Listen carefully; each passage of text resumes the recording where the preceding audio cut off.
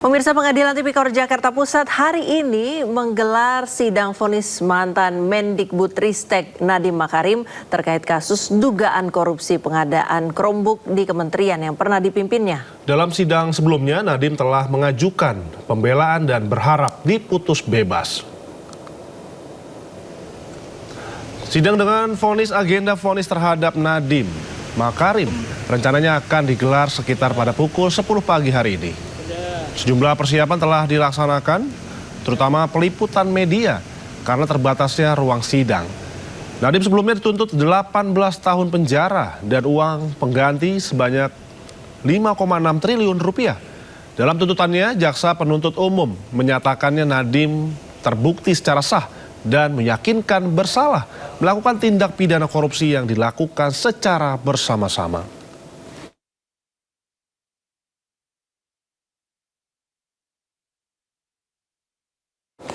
Jelang sidang vonis Nadiem Makarim, sejumlah persiapan telah dilaksanakan. Dan untuk mengetahui informasi terkini dari Pengadilan Tipikor Jakarta, kami telah terhubung dengan Ismalia dan juru kamera Zulkarnain. Selamat pagi Ismalia, apakah sidang putusan Nadiem hari ini sudah dimulai? Silakan Isma. Ya, selamat pagi Indra, Priska dan juga pemirsa. Betul sekali, pada hari ini di Pengadilan Negeri Jakarta Pusat atau PN Tipikor ini akan digelar sidang putusan atau pembacaan vonis terhadap mantan Mendikbudristek yakni Nadiem Makarim yang nantinya akan diberlangsungkan atau digelar pada pukul 10 dan nanti akan digelar di ruangan Hatta dan dipimpin oleh Hakim Purwanto.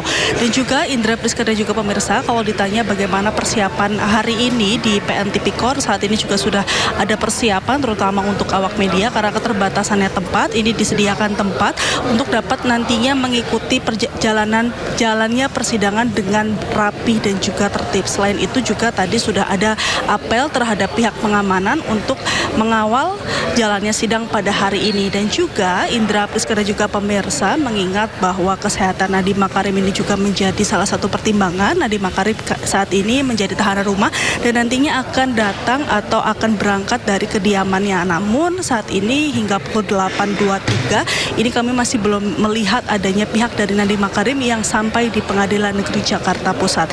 Dan dapat kami informasikan bahwa sebelumnya ini jaksa meyakini bahwa Nadiem melanggar pasal 603 KUHP mengenai tindak pidana korupsi yang menyebabkan kerugian terhadap keuangan negara. Selain itu juga jaksa menuntut Nadiem membayar 1 miliar dalam waktu 1 bulan, namun jika tidak bisa dapat digantikan subsidiar pidana kurungan 190 hari. Dan juga selain itu, jaksa menuntut Nadiem dengan pidana tambahan berupa uang pengganti sebesar 809,596 miliar dan juga 4,871 triliun yang disebut sebagai harta kekayaan yang tidak seimbang dengan penghasilan atau diduga ini adalah hasil dari tindak pidana korupsi. Dan kalau dijumlahkan ini totalnya ada 5,680 triliun. Dan apabila Nadiem tidak punya harta yang cukup untuk membayar uang pengganti tersebut, ini dapat digantikan dengan pidana penjara selama 9 tahun. Selain itu juga jaksa penuntut umum kemarin menuntut Nadiem selama 18 tahun penjara kurungan. Dan juga ini selain uang pengganti dan juga tuntutan pidana kurungan, ini jaksa penuntut umum juga menyoroti adanya malpraktik birokrasi melalui pembentukan shadow organization atau pemerintahan bayangan yang melibatkan pihak eksternal seperti Ibrahim Arif, Juristan dan juga Fiona Handayani. Dan juga diyakini bahwa anggaran 9 triliun yang digelontorkan dalam proyek pengadaan laptop Chromebook ini seharusnya ada di tangan menteri dan juga bukan bawahannya.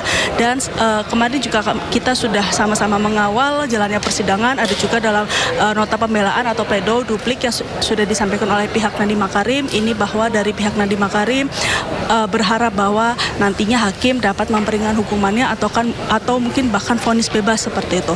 Dan juga nanti kita sama-sama akan mengawal jalannya persidangan apakah hakim mempunyai pertimbangan sendiri untuk menjatuhkan vonis terhadap Nadiem Makarim pada sidang hari ini. Kembali ke Anda Indra dan juga Priska.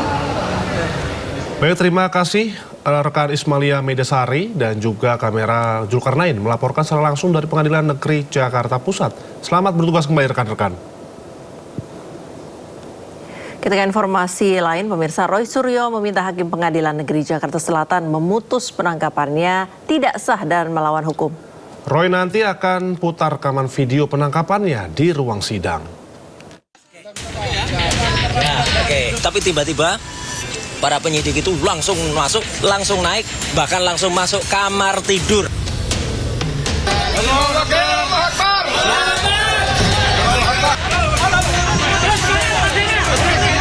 Tersangka kasus tudingan dugaan ijazah palsu Jokowi Roy Suryo menggugat pra-peradilan Polda Metro Jaya terkait sah atau tidaknya penangkapannya. Sidang perdana pra-peradilan Senin pagi membacakan 4 permohonan Roy Suryo, yaitu menguji keabsahan penangkapan, upaya penahanan, penggeledahan serta status pencekalan Roy Suryo. Roy Suryo sebagai pemohon menilai penangkapan, penahanan dan penggeledahannya melanggar hak asasi manusia serta melanggar hukum. Saat ada upaya paksa penangkapannya, Roy menyebut tidak adanya penetapan dari pengadilan, tidak ada RT RW serta tidak sesuai dengan KUHP baru. Pelanggaran yang sangat fatal kalau ada upaya paksa untuk pemanggilan atau bahkan penangkapan paksa itu seharusnya tetap mengikuti aturan yang berlaku ya atau prosedur. Misalnya apa? Diketahui oleh RT RW setempat. Ini sama sekali nggak ada. Sudah confirm RT RW setempat tidak mengetahui ada peristiwa itu. Dan bahkan saya sudah mengantisipasi andai kata tiba-tiba ada upaya untuk melakukan backdate. Jadi mereka dikirimi surat kemudian ditanggal mundur ya. Sudah, mereka sudah bilang RT RW-nya nggak akan dan tidak akan mau menandatangani backdate-nya. Yang kedua adalah soal satpam ya. Satpam betul memang satpam diajak, tapi satpam ada 2 satpam yang digelandang ke rumah saya, digelandang. Ya, jadi artinya hanya ditunjuk surat kemudian diajak, dan satpam itu sangat sopan, tidak masuk ke dalam rumah, hanya di luar, dan kemudian mereka lah yang sebenarnya minta izin, tapi tiba-tiba para penyidik itu langsung masuk, langsung naik, bahkan langsung masuk kamar tidur. Roy Suryo juga akan membuka rekaman video penangkapannya di sidang pra-peradilan. Kami akan minta kepada pihak Pengadilan Negeri Jakarta Selatan untuk memberikan kami fasilitas berupa layar, sehingga video-video yang menggambarkan proses penangkapan, penahanan, terutama penangkapan di rumah kediamannya Mas Roy, itu akhirnya nanti kami buka kepada publik. Roy Suryo dan Dr. Tifa ditangkap Polda Metro Jaya Jumat 19 Juni. Namun kondisi kesehatan keduanya menurun dan sempat dirawat di Rumah Sakit Polri Kramat Jati. Kejaksaan pun mengabulkan penangguhan penahanan Roy Suryo atas jaminan keluarga. Sementara itu Hakim Tunggal Pengadilan Negeri Jakarta Selatan menyebut sidang akan dilaksanakan selama 7 hari kerja. Besok rencananya Polda Metro Jaya sebagai termohon akan memberikan jawaban di sidang pra-peradilan. Dari Jakarta, Tim Liputan iNews melaporkan. Pemirsa, pakar telematika yang juga tersangka kasus fitnah ijazah palsu Joko Widodo, Roy Suryo, mengamuk di sidang pra-peradilan pada hari Senin. Roy menuduh sidang disusupi oleh kubu lawan yang tiba-tiba maju persidangan mengaku sebagai termohon. Yang lucu, tadi ada di tengah-tengahnya ada pihak yang tidak berkompeten tiba-tiba maju ke depan dan ingin selaku turut termohon juga, ya. Padahal dia itu katanya lawyer, ya, katanya lawyer profesional, ya, inisialnya CS, ya, sering kita lihat dia di antara para termul. Kompolnas mendukung langkah Roy mengajukan sidang pra-peradilan. Menurut Komisioner Kompolnas Khairul Anam, hanya lewat sidang pra-peradilan akan terungkap fakta benar atau tidaknya cara polisi menangkap Roy.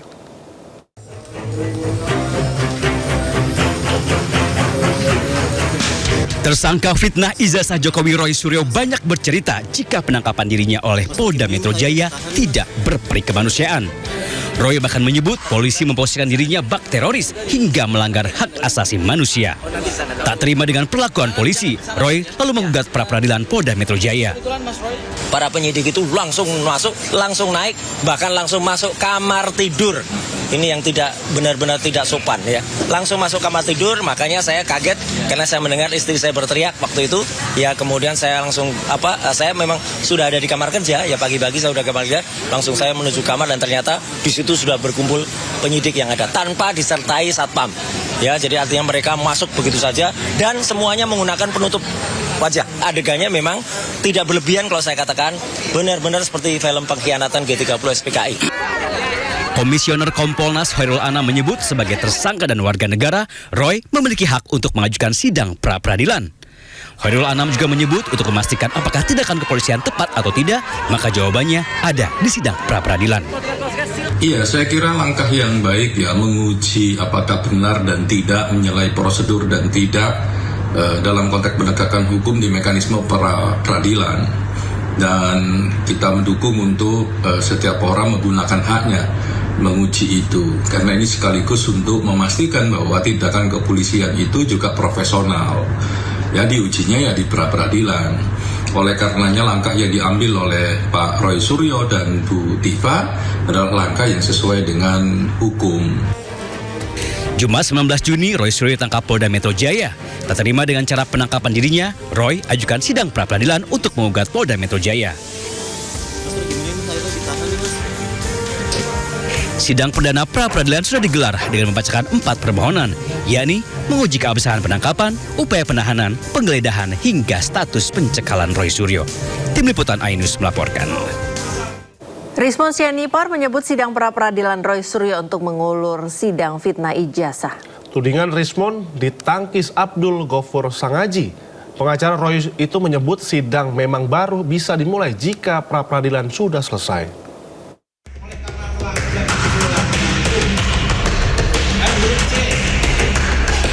Tersangka fitnah ijazah Jokowi, Roy Suryo telah jalani sidang pra-peradilan di Pengadilan Negeri Jakarta Selatan.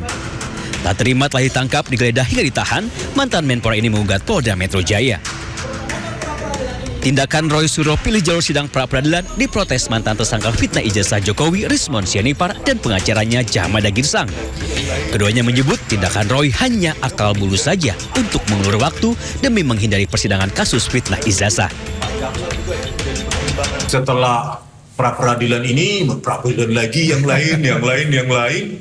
Bagaimana ini perpanjangan nanti kalau mereka pra-peradilan lagi hanya untuk mengulur-ngulur, ya, sehingga sidang pokok perkara nanti tidak jadi-jadi. Itu menandakan bahwa mereka menghadapi sidang pidananya tidak percaya diri. Kalau tadi dikatakan 99,9% itu ijazah Pak Jokowi palsu menurut Roy Suryo, kalau saya katakan 99,9% praktik mereka kalah.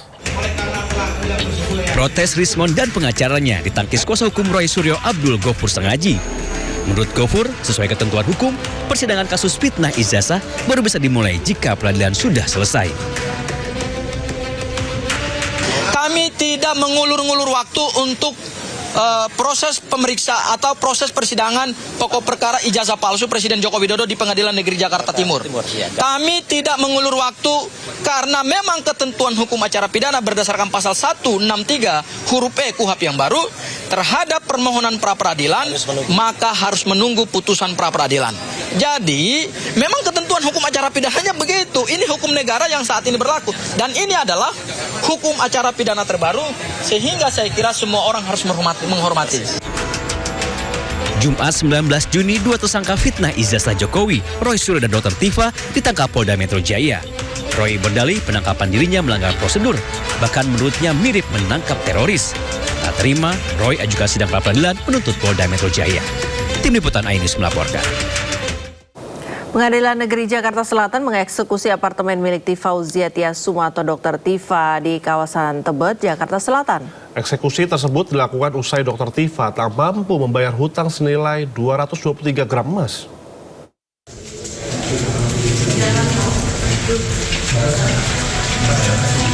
Usai gagal bayar kasus hutang piutang dengan seorang wanita bernama Sofia, apartemen milik Dr. Tifa di kawasan Tebet, Jakarta Selatan akhirnya disita jurusita Pengadilan Negeri Jakarta Selatan Senin siang. Eksekusi unit apartemen di lantai 26 tersebut dilakukan usai Dr. Tifa tidak dapat membayar utang sebesar 145 juta rupiah yang telah dikonversi menjadi emas seberat 223 gram. Kejadian bermula saat Dr. Tifa dan Sofia Natali berkenalan di sebuah multi-level marketing obat herbal tahun 2014 silam. Namun tiba-tiba pada tahun 2019, Dr. Tifa meminjam uang sebesar 50 juta rupiah. Berjalan dengan waktu selama 1 tahun itu uang yang udah saya transfer ke dia sekitar 145 juta. Tanpa ada perjanjian apa-apa antara saya dengan dia, cuman hanya kepercayaan aja ya. Dan kemudian di 4,5 tahun kemudian baru saya bikin perjanjian sama dia. Dan dia minta nyicil selama 12 bulan dari isi perjanjian itu. Tapi sampai akhir jatuh tempo tidak dia one prestasi ya. Ya kemudian barulah saya akhirnya meng-hire kuasa hukum untuk menyelesaikan prosesnya. Selama proses sita aset dilakukan, tim jurusita tidak bertemu dengan Dr. Tifa, namun hanya bisa bertemu anak dari Dr. Tifa yang menandatangani beberapa dokumen. Dari Jakarta Selatan, Helmi Sajangbati, Anyus melaporkan. Menteri HAM mendorong evaluasi Latsar Mil setelah 5 calon manajer Kopdes meninggal dunia. Natalius Pigai mengatakan pelatihan untuk membentuk mental tidak harus diisi dengan sistem militer dan angkat senjata. Sementara menurut Wakil Menteri Sekretaris Negara, Juri Adiantoro, pemerintah menampung pasukan terkait pelatihan manajer Kopdes, namun program akan tetap terus berjalan. Pelatihan seperti semi militer atau sekolah-sekolah pendidikan dasar militer, saya pikir itu tidak terlalu penting karena gereja Katolik, gereja Katolik 2000 tahun bertahan ini karena dia menerapkan komando sistem bersifat militer, disiplin, cekatan, tanggung jawab, cepat, objektif, imparsial, jujur, adil. Itu dia sistem organisasinya, sistemnya seperti sistem militer. Ya, itu sebenarnya bukan militernya, bukan pelatihan militernya, bukan angkat senjatanya, bukan untuk mau perang. Akan mengambil langkah-langkah perbaikan di dalam proses pendidikan dan pelatihan manajer Koperasi Merah Putih, dan tentu saja masukan dari masyarakat, dari berbagai pihak untuk peristiwa itu tentu didengar oleh pemerintah, diperhatikan, dan itu menjadi bahan untuk mengevaluasi supaya proses pelatihan ini menjadi lebih menjadi lebih baik. Jadi, tapi secara umum tentu karena proses ini sudah berlangsung dan memang tenaga manajer untuk Koperasi Merah Putih juga harus segera bekerja sehingga pelatihan tetap jalan terus, tetapi masukan dari berbagai pihak tentu diperhatikan. Pemirsa, nama salah satu asisten Raffi Ahmad, Mufli Budi Ananda, tengah menjadi perbincangan di media sosial. Pasalnya saat ini Mufli telah menjadi komisaris PT Krakatau Posko.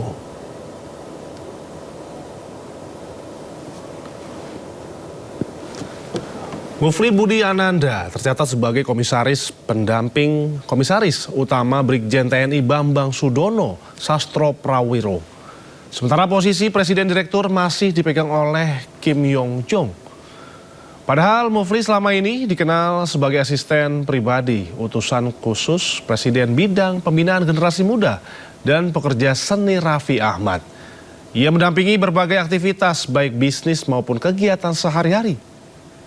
Mufli menempuh pendidikan D3 Teknik Listrik di Politeknik Bunda Kandung dan sempat kuliah S1 di Teknik Industri ISTN namun tak selesai.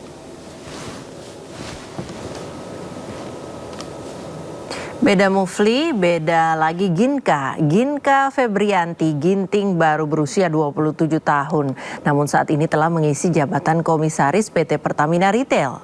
Sebelumnya, Ginka merupakan Ketua Umum Bison, Barisan Intelektual Strategi Objektif Nasional tahun 2024, dan merupakan relawan Prabowo Gibran pada Pilpres 2024.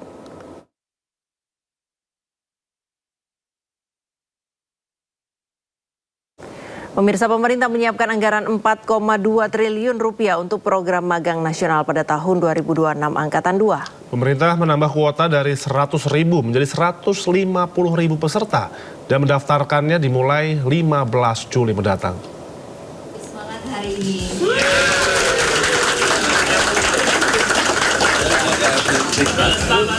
Kementerian Ketenagakerjaan resmi membuka pendaftaran penyelenggaraan program magang nasional tahun 2026 angkatan 2. Pemerintah menyiapkan anggaran 4,2 triliun rupiah. Menteri Ketenagakerjaan Yashirli menyampaikan pendaftaran peserta dibuka mulai 15 hingga 28 Juli 2026 yang dilakukan dalam 3 gelombang. Satu gelombang pendaftaran sebanyak 50.000 peserta. Sementara perusahaan memiliki waktu hingga 15 Juli untuk melakukan pendaftaran dan melewati tahapan verifikasi sebagai mitra penyelenggara magang nasional tahun ini. Ini suatu hal tentu kabar baik buat adik-adik kita yang baru lulus dari perguruan tinggi. ya. Jadi kenaikannya itu dari 100.000 menjadi 150.000 dan dengan jumlah anggaran sekitar 4,2 triliun rupiah. Ya, pendaftaran peserta ini yang mungkin ditunggu-tunggu 15 sampai 28 Juli. Ya. Jadi masih ada kesempatan 2 minggu lagi.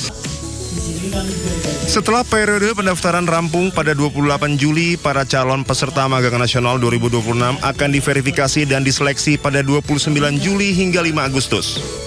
Peserta yang lolos program ini nantinya diumumkan pada 7 Agustus dan hari pertama magang nasional 2026 batch pertama resmi dimulai pada 10 Agustus. Pembukaan pendaftaran menjadi langkah lanjutan pemerintah dalam memperluas akses pelatihan kerja berbasis industri sekaligus memperkuat kolaborasi antara dunia usaha dan pencari kerja. Jadi intinya adalah satu, yang lulus kuliah, mahasiswa-mahasiswa yang sudah lulus kuliah, khususnya S1, itu bisa langsung magang bekerja selama 6 bulan. Kemudian mendapatkan penghasilan yang cukup signifikan. Itu di antara 3,5 sampai bahkan ada yang 6 juta rupiah per bulan. Tergantung dari lokasi mereka bekerja. Karena sesuai upah minimum kabupaten kota tempat mereka bekerja. Kemudian yang ketiga, diajari, dilatih oleh mentor-mentor di perusahaannya. Melalui program ini, perusahaan dapat berperan sebagai penyelenggara tempat pemagangan yang memberikan pengalaman kerja langsung kepada peserta sesuai kebutuhan industri.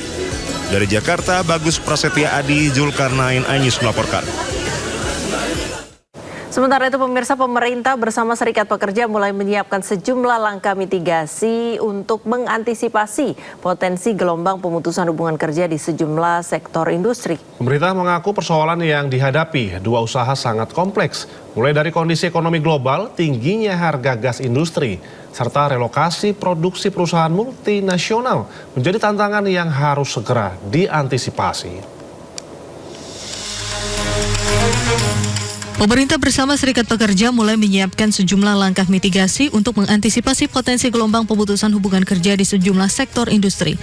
Adapun fokus penanganan tidak hanya mencegah PHK, tetapi juga memastikan pembayaran hak pekerja, memperbaiki regulasi ketenagakerjaan, hingga menjaga keberlangsungan industri. Pada saat khusus Presiden Bidang Ketenagakerjaan dan Kesejahteraan Buruh sekaligus Presiden Konfederasi Serikat Pekerja Indonesia Said Iqbal mengatakan saat ini persoalan yang dihadapi dunia usaha sangatlah kompleks. Mulai dari kondisi ekonomi global, pelemahan daya beli masyarakat, hingga tingginya harga gas industri akibat konflik geopolitik, serta relokasi produksi perusahaan multinasional menjadi tantangan yang harus segera diantisipasi. Said Iqbal memastikan salah satu pekerjaan utama Satgas PHK yakni melakukan mitigasi langsung di perusahaan-perusahaan yang berpotensi melakukan pengurangan tenaga kerja. Pendekatan tersebut dinilai lebih efektif dibandingkan hanya menerima laporan dari berbagai pihak. Ancaman PHK sudah ada, tapi pemerintah bersama Serikat Buruh sudah melakukan langkah-langkah mitigasi. Ada yang bisa kita selamatkan tidak jadi PHK, bahkan yang mau relokasi ke Vietnam juga tidak jadi. Ya, sampai 2030 tidak jadi karena sudah ada bisnis plan-nya di PT JAI dan SAI. Tapi tidak bisa dihindari ada juga PHK yang karena tidak ada pilihan. Selain aspek mitigasi, pemerintah juga tengah menyiapkan revisi Peraturan Menteri Ketenagakerjaan Nomor 7 Tahun 2026 mengenai pekerja alih daya. Revisi tersebut ditargetkan rampung pada awal hingga pertengahan Juli 2026. Salah satu poin yang diusulkan yakni pembatasan penggunaan tenaga alih daya hanya pada 4 jenis pekerjaan penunjang, cleaning service, petugas keamanan, pengemudi, dan catering. MNC University bersama MNC Peduli menyalurkan bantuan sosial berupa 2 ton beras kepada warga Kelurahan Kebon Siri, Jakarta Pusat. Bantuan diberikan kepada 400 warga yang membutuhkan sebagai bentuk kepedulian terhadap masyarakat sekitar, sekaligus membantu memenuhi kebutuhan pangan sehari-hari.